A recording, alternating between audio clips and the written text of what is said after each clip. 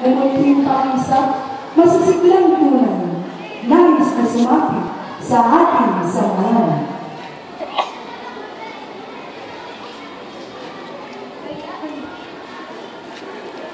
Kaya sila sa aking lumapit na makilala ko at bakit. Mumuting ang isa sa aking magkat, ang mag-ituloy.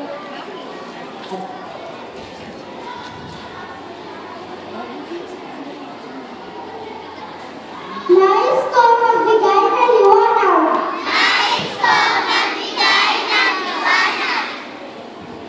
Ibig ko rin naman maging matapat.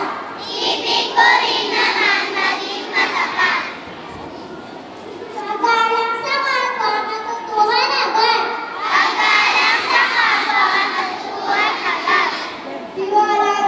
Tiwala sa iba ay nais kong makamit. Sa bawat salita, ibig ko'y malinis.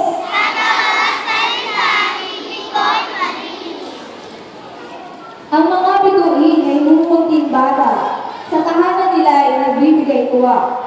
Dahil mga ngiti, masaya ang lubha. At dahil din naman sa magandang gawa. Ang bawat bituin nagpapaligaya sa mga kapwa na ama. Ito ang gawain at kanyang panata na siyang susundin sa tuwid-tuwigan.